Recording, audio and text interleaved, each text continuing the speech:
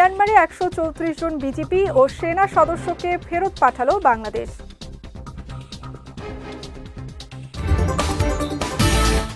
এবং ফেনীতে র্যাবের অভিযানে মূল হোতাসহ ৮ চাঁদাবাজ গ্রেফতার।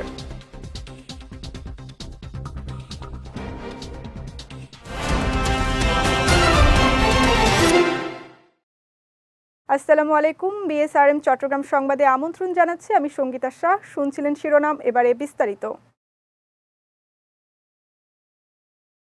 বাংলাদেশে পালিয়ে আসা মিয়ানমারের সীমান্তরক্ষী বাহিনী বিজিপি ও সেনাবাহিনীর ১৩৪ জন সদস্যকে ফেরত পাঠানো হয়েছে। দুপুর ১:৩০টার দিকে কক্সবাজার শহরের বিআইডব্লিউটিএ ঘাট থেকে তাদের সমুদ্রপথে ফেরত পাঠানো হয়।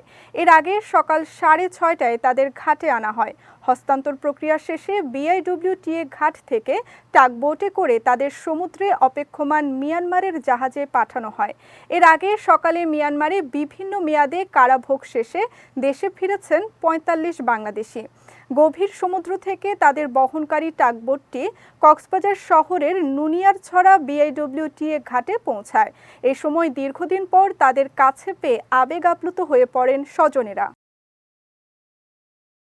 ফেনীতে অভিযান চালিয়ে বিভিন্ন পরিবহন চালকদের থেকে অবৈধভাবে চাঁদা আদায়কালে ২ মূল হোতাসহ ৮ চাঁদাবাজকে গ্রেফতার করেছে র্যাব।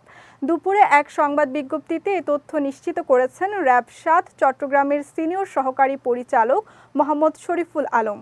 তিনি জানান, গোপন সংবাদের ভিত্তিতে সোনাগাজী থানার ডাক বাংলো কলেজ রোড এবং 0 পয়েন্ট সাকিন এলাকায় অভিযান চালিয়ে তাদের গ্রেফতার করা হয়। এ সময় তাদের কাছ থেকে বিভিন্ন গাড়ি থেকে আদায়কৃত নগদ ৪৯,৮০৫ টাকা ও মিথ্যা রসিদ জব্দ করা হয়। প্রাথমিক জিজ্ঞাসাবাদে গ্রেফতারকৃতরা দীর্ঘদিন ধরে বিভিন্ন পরিবহন চালকদের ভয়ভীতি দেখিয়ে বিপুল পরিমাণ অর্থ চাঁদাবাজির কথা স্বীকার করেছে বলেও জানিয়েছে র্যাব। উপকূলীয় মানুষের জানমাল রক্ষায় টেকসই বেড়িবাঁধ নির্মাণে প্রধানমন্ত্রী শেখ হাসিনা অর্থ বরাদ্দ দিয়েছেন বলে জানিয়েছেন অর্থ প্রতিমন্ত্রী ওয়াসিকা আয়েশা খান। গতকাল বিকেলে আনোয়ারা উপজেলার রায়পুর উপকূলীয় বাইঘেরঘাট এলাকার বেড়িবাঁধ পরিদর্শনকালে তিনি এ কথা জানান। বলেন, চলতি অর্থবছরে উপজেলায় বেড়িবাঁধ নির্মাণে ৩৩৬ কোটি টাকার নতুন প্রকল্পের কাজ শুরু হবে। এই প্রকল্পের কাজে যাতে কোনো ধরনের অনিয়ম না হয় সে ব্যাপারে সকলকে সজাগ থাকতে হবে।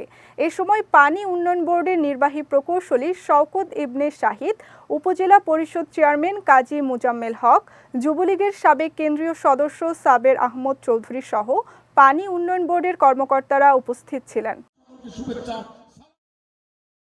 একজন নির্বাচিত জনপ্রতিনিধিকে তার উপর অর্পিত দায়িত্ব পালনের ক্ষেত্রে সৎ, নিষ্ঠাবান ও জনকল্যাণমুখী হতে হবে বলে মন্তব্য করেছেন চট্টগ্রাম মহানগর আওয়ামী লীগের সাধারণ সম্পাদক আজম নাসির উদ্দিন। গতকাল বন্দর রিপাবলিক ক্লাবে বন্দর ব্যবহারকারী শ্রমিক কর্মচারী লীগের সভাপতি ও বোয়ালখালী উপজেলা পরিষদের নবনির্বাচিত ভাইস চেয়ারম্যান নির্বাচিত হওয়ায় মীর নওশাদের গণসংবর্ধনা অনুষ্ঠানে তিনি এ মন্তব্য করেন। বলেন, এক্ষেত্রে কোনো ব্যত্যয় ঘটলে জনগণের কাছে গণতান্ত্রিক প্রতিষ্ঠান আস্থাহীন হয়ে পড়বে। সভায় বিশেষ অতিথির বক্তব্য রাখেন কেন্দ্রীয় শ্রমিক লীগের সহ সভাপতি সফর আলী, চট্টগ্রাম মহানগর আওয়ামী লীগের সাংগঠনিক সম্পাদক নোমান আল মাহমুদ। এ সময় বক্তারা বন্দরের উন্নয়নে কাজ করার প্রত্যয় ব্যক্ত করেন।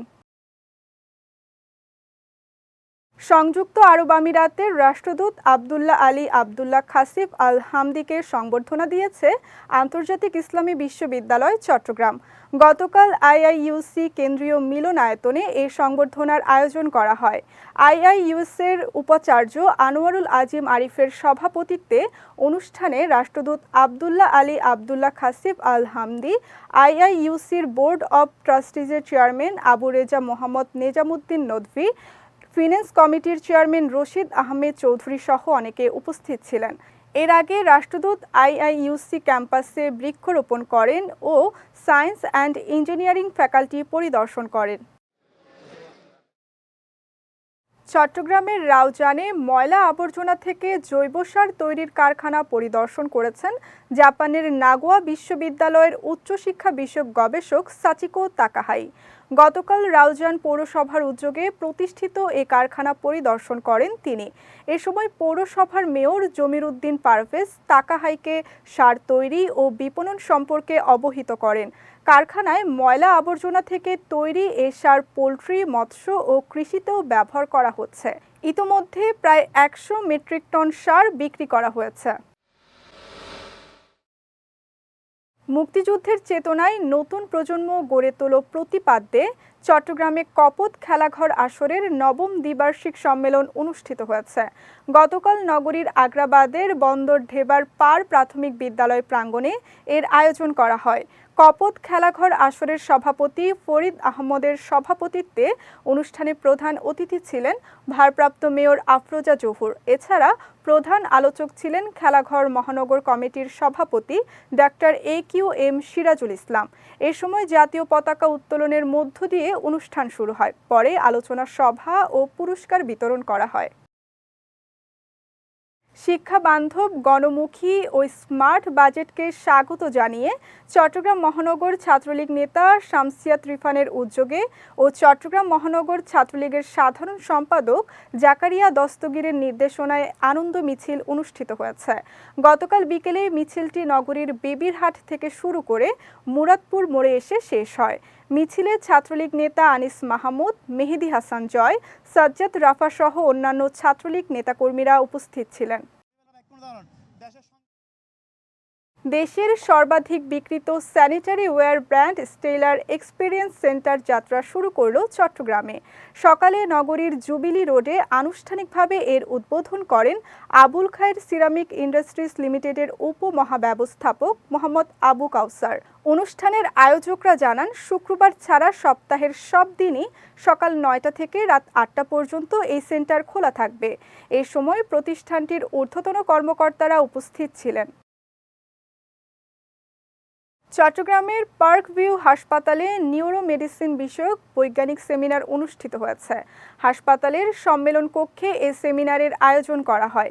হাসপাতালের ব্যবস্থাপনা পরিচালক ডাক্তার ATM রেজাউল করিমের সভাপতিত্বে সেমিনারে চট্টগ্রাম মেডিকেল কলেজ হাসপাতালের নিউরোলজি বিভাগের সহযোগী অধ্যাপক doctor Mohammad Mohitul Islam, Dhaka national institute of neurosciences and হাসপাতালের ইন্টারভেনশনাল ও stroke neurologist doctor SM Arafat Amin সহ অনেকে উপস্থিত ছিলেন।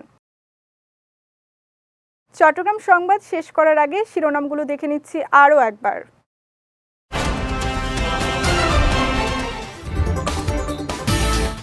মিয়ানমারে 134 জন বিজিপি ও সেনা সদস্যকে ফেরত পাঠালো বাংলাদেশ।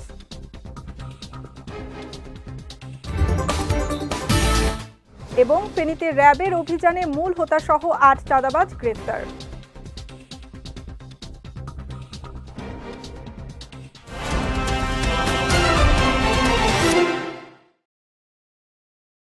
চট্টগ্রাম সংবাদ শেষে আজকের মতো আমি সঙ্গীতা শাহ আপনাদের কাছ থেকে বিদায় নিচ্ছি।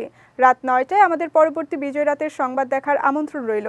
এছাড়াও আজকের চট্টগ্রাম সংবাদের ভিডিও দেখতে পারেন আমাদের ইউটিউব এবং ফেসবুক পেজে। আমাদের ইউটিউব হলো youtube.com/bijytvofficial এবং আমাদের ফেসবুক পেজ হলো facebook.com/bijytvlimited। এতক্ষণ সঙ্গে থাকার জন্য ধন্যবাদ সবাইকে।